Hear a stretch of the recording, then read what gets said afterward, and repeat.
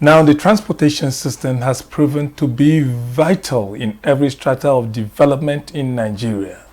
That Nigeria's economy has continued to struggle since the removal of petroleum subsidy only buttresses its importance in propelling growth of any country.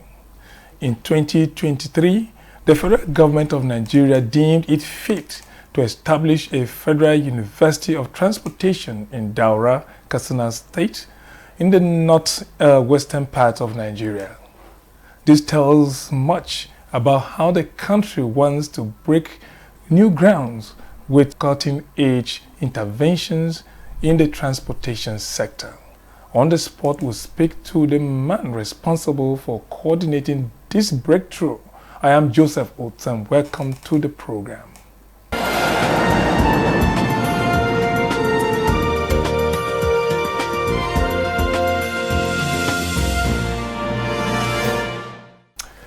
Now, my guest is a professor of pharmacognosy and drug development at the Ahmadu Bello University, Zaria, with teaching and research experiences in Nigerian universities spanning over 2 decades. He holds a bachelor's degree in botany from Bayero University, Kano.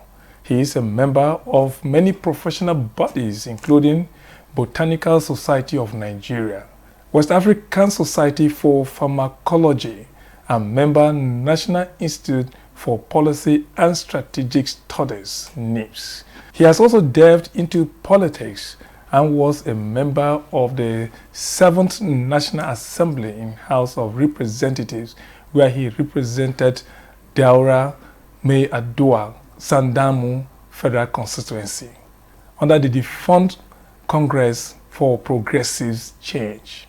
On the spot is the pioneer Vice Chancellor of the Federal University of Transportation, Daura, Katsayal State, Professor Umar Adam Katsayal. Thank you. Welcome to the program. Thank you. It's my pleasure to be with you this afternoon. Sorry. Okay. University of Transportation. For almost every Nigerian, that is new. We hear universities of universities of this, where they do different, but this one specifically for transportation. Correct. It's new for everybody. I'm sure it's new for you because even from your profile there, it's obvious you read something different from where you are today. Yes. Is this a huge challenge to you? Not at all. Because to be a Vice Chancellor, you are an executive officer in charge of the institution. So even in a conventional university, say University of Lagos, Ahmadu Bello University, the Vice Chancellors cannot be in everything or cannot be professors of all the programs or all the courses being taught in those universities. When you are mentioned as a professor, that means you become somebody who knows so much, but in a very small area, a unique area. So, but when you become a Vice Chancellor, now you are an administrator. For you to move that institution, to take it to very great height. And it means that all you need is to galvanize resources, both humans and materials, for the movement of that institution. And in this case, in my own case, Federal University of Transportation, Daura. So there's no any challenge whatsoever in terms of administrating the university. However, it's a challenge because it's a new field. Not only a new field, a university that is one of its kind, not only in Nigeria, but the whole of Africa. So you see, this is where the challenge is. But interestingly, I am such a person that also like challenges, because in challenge you have opportunities.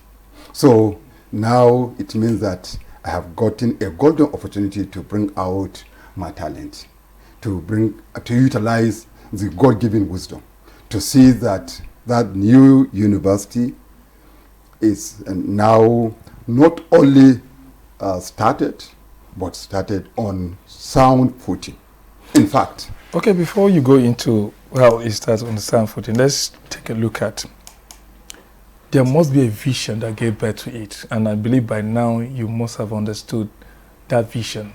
What is that vision that gave birth to this correct. University of Transportation? Yes.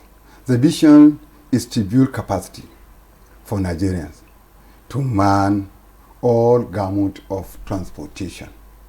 And the idea of establishing a university was born during the railway modernization project contract renegotiation. We have narrow gauge railway from Lagos to Kano, which was built far Colonial before, yes, before the Nigeria in 1890s. So, however, it is now reason to have a standard gauge. And during the renegotiation 2018, specifically 20th of May 2018, the then Federal Minister of Transportation, under the then Honorable Minister of the Ministry, Right Honorable Rotimi Amechi, and the Chinese company CCECC, China Civil Engineering Construction Company, when they are renegotiating, they think that, but having this huge infrastructure with a large amount of money, about 10 billion US dollars, it means that it will be a futile effort without also making a deliberate attempt and effort to see that the needed capacity is built, the needed technology is transferred to Nigerians so that they'll be able to man this very important infrastructure. And that's why they thought about establishing a university. At the beginning, since it's only transportation, they could have just established maybe a University of Transportation or an Institute of University of Railway or an Institute of maybe a railway bus. They were holistic. Since it's under Ministry of Transportation, say, okay, let's have a University of Transportation, whole gamut of transportation, air, water, and surface highway and railway. And this is why the university was established. And interestingly, this is a university that not only started by fiat, but was an establishment act. Act number 34 of the National Assembly of 2023. So, okay. Also the act, the bill was presented in 2022, but before the process finished and completed, so it was assented into act by the former President Muhammadu Buhari on 30th March 2023. Okay, you're talking about technological transformation there, which I definitely love, because most of the time, like when this railway project was going on, you saw a lot of Chinese coming here. Most of them were the ones spearheading the development. So now it's something new. So obviously, if we must have that technical transformation, there should be a kind of collaboration with countries that are advanced. Is the university in any form of collaboration regarding this? Correct. First, the Chinese company, the CCECC, was requested to utilize part of this profit in form of corporate social responsibilities, but not as donation, because when you say corporate social responsibility and stop there, it means a donation. And if somebody is donating things to you, you don't need to negotiate, and he can give you anything he likes. But in this case, it was negotiated. There's amount of money the company will contribute into building of this university. From the profit they will get, because the work is in Nigeria, it means it is the Nigerian government that will pay, and the company will gain out of it. So out of what it will get, the profit, it will commit something into the building of the university. So interestingly, this is the first time we have such kind of arrangement. And in this case, as I said, it was negotiated, the amount of money to to be committed, and also the mode of the commitment of the resources. So they said that we are construction company, so we are not giving out money to anybody, but we will contribute, we build. Our contribution will come in terms of construction, and also not at once, based on the payment. So the ones we are paid, so we get profit. Out of that profit, then we commit this certain amount of money. And also the contribution will span throughout the lifespan of the project. And now what we have on the project, 2 completed segments. Lagos, Ibadan, completed, being used. Abuja to Kaduna, completed, being used. Even now the train ride being utilized along those 2 segments, which is among the 6 railway corridors that are being used. So also from Kaduna to Kano is almost completed. So you see that what was contributed so far, it is from the profit they have gotten from these 3 segments that they have worked on. So besides that, also they will contribute in the maintenance of the structure for a certain period of time. Additionally, part of the staff we are using now, the academic staff, it was that company that sponsored them to go to China, to universities, 2 universities in China, Tianjin University and Central South University in China. And those staff were selected then as students from Ahmad Bello University. 200 level students were interviewed, and few of them were selected and sent.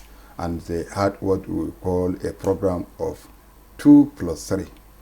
They spent 2 years in Nigeria as engineering student and went to China, completed the 3 years. And they have now degrees in different areas: civil engineering related to transportation, railway engineering, highway engineering, signaling, and all those technical areas needed to move the university. And we have already employed those staff or those graduates that are interested in building career in academics. Because we will not employ anybody. We only employ only those that are interested. Where I sat down with them, I interview them, those who are interested to build career in academics. And interestingly, some they have already completed their masters. Okay, I want to stop you there so that we'll take a little break. When we come back, we'll now talk about more of the capacity of the university, including the personnel that you are talking about. Thank you. Okay, stay with us as we take this break. We'll be back soon.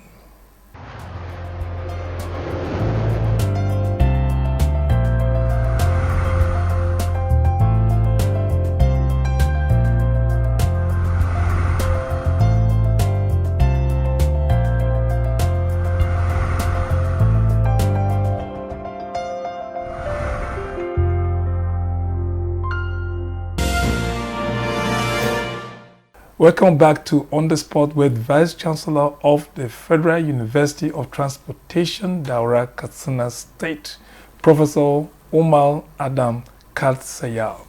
Thank you.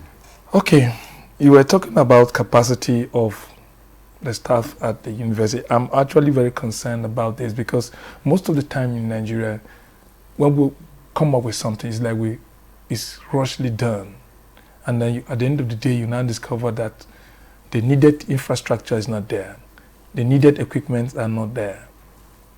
The needed personnel are not there. Speak to us about the capacity of this university to deliver this mission that you are talking about.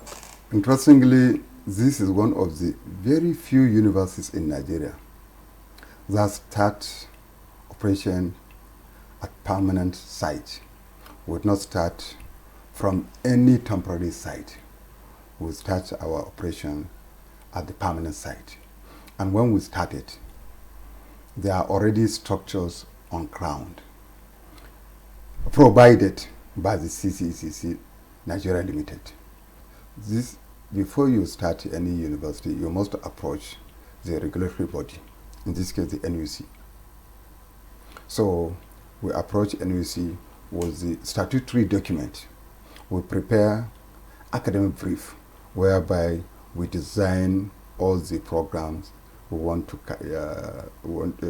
be taught in this university with curriculum, and also the capacity of staff and students to start with and to grow over time. We made a plan of 15-year growth of the university into 3 phases of 5 year each. So the first 5 years, this is what we intend to do, and this is where we intend to reach in terms of staffing, in terms of students, in terms of research. And after that, this is what we need to do. And despite the fact that there are structures on ground, we also prepare what we call campus master plan, in which also we design how we intend the university to look like. So the existing structure was superimposed or was taken into consideration when preparing the master plan. And we also did environmental impact assessment and even soil testing, because you are going to provide structures. You need to look at the environment, what impact of the university will be on the air or on the environment. Then we took all these documents to National Universities Commission, and the National Universities Commission studied the document, and then sent visitation panel. And this visitation panel is what they call resource verification panel. So now that we said we have these structures, we have this, okay, let us go and see. So they constituted a resource verification panel, which they went there, they went around, they saw the structures on ground, and based on that, they put a report to the NUC, and it was based on that report the NUC granted 14 programs. Okay. So right now you're offering 14 programs certified. Is certified engineering and management, like civil engineering, electronics engineering, what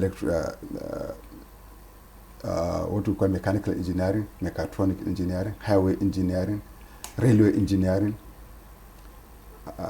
aviation management, transportation management, including what we call inland waterways. Because beside higher ocean, we also have waters in our various states. So also study of those, because you also have transportation in those waters, moving from one point to another. And that's why you are having mishaps in whenever it is rainy season. So you also establish program to study and also to build capacity on the use of our inland waterways, and then logistics and supply chain. Because when you talk about transportation, it means that even movement of the goods or persons, you need to apply logistics there and supply chain knowledge. You also need capacity in that aspect. Then planning. Additionally, also, all these things are economics. So we put what we call marine economics. You know, we have a Ministry of Blue and Marine Economy. So also we put as a course marine economics. Not only that, also we put what we call sea and dry port. You know, besides the seaport, we also have dry port inside the country. So that you can ship your goods from Europe or America to dry port. You don't need to go to seaport in Lagos or somewhere to get your goods. All you need, for example, if you make dry port as your destination in Kano, all you need is to go there and collect your goods when you ship them from Canada or from China or from anywhere. And in that academic brief, we establish what even the curriculum, and this where some of the challenges came. Okay. A new university, and that even the NUC doesn't have some of those courses that what we call BMAS before. That's what I was concerned about, because at the morning, yes, who will now teach some of these things, because yes, we didn't have them. Yes, most of our professors yes, are not in that experts area. in this particular Yes, field. before we used to have benchmark minimum standard, but now we have CCMAS, co-curricular minimum standard. So to prepare curriculum or curricula of all these programs, it was a challenge. But as I said, it was also an opportunity to utilize our talent, to bring our God-given wisdom. So we gather academics within and outside Nigeria. Remember, when you mention university, you are universal, global in nature. So we reached out within and outside Nigeria to prepare those curricula of all those courses that we don't have in Nigeria or in NUC, and we took to NUC for their approval. And also we collaborate with some other universities. And also remember, here in Nigeria, under the purview of the Federal Ministry of Transportation, we have NITT, Nigerian Institute of Transport Technology. And also there are a few universities that are running transport-related courses, like in Futon, University of Technology Owari. They are doing they are also doing transportation management. Also in Lagos State Universities. And also there are academics, few of them, that they did PhD in transport-related program. And also the engineering we are talking about. When you talk about civil engineering, when you talk about electrical engineering, mechanical, and mechatronics, also we have a lot of professors. So we utilize those talent to come up with the required programs and curricula. Additionally, when it comes to staff, universities, they have the privilege to employ staff in terms of visiting or sabbatical. If you are in another university or in another country, you can come and take sabbatical appointment for a year, or visiting appointment for a year, which can also be renewed. So this is where we bring our staff. This is how we constituted our staff, both academic and administrative. The administrative also in our Nigerian universities, they are experienced, well-polished, excellent administrators. Also, we invited them. Where do you see our transport system in the next 10 years? Fantastic. In the next 10 years, very far. Because now, even investors, they have understand that there are a lot of opportunities in transportation. So investors are coming into the country, specifically in transportation, specifically in railway. Because even the one I told you we're building is not Nigeria giving 100% on money. That company also is investing. It's investing its money. Kano to Maradi rail line also is by Portuguese company, Motor Engine. So Motor Engine also is investing there. And along the corridor, you have stations. And now railway is no longer in the exclusive list. Legislative list is in concurrent. But that's why you see Lagos State is operating railway, FCT is operating railway, and many other states are coming up and are coming up also to build the railway system. And I want to advise in this case that let's have also state in an area can come together to build one, so that there will be easy movement from one state to another. And in this case, even high-speed railway, so that the movement will be not only with ease, but will be very fast. It's all right. Thank you so much. We'll have to stop here. I'm grateful. Vice Chancellor, Federal University of Transportation, Daura, Katsina State, Professor Umar Adam Katsayal. It was my pleasure. We do appreciate so much. It's my pleasure inviting me to be in this very important program. Thank you very much. Right. I appreciate it. Thank you. Okay, that is it for On the Spot this week. Thank you for watching. I'll see you on the next episode.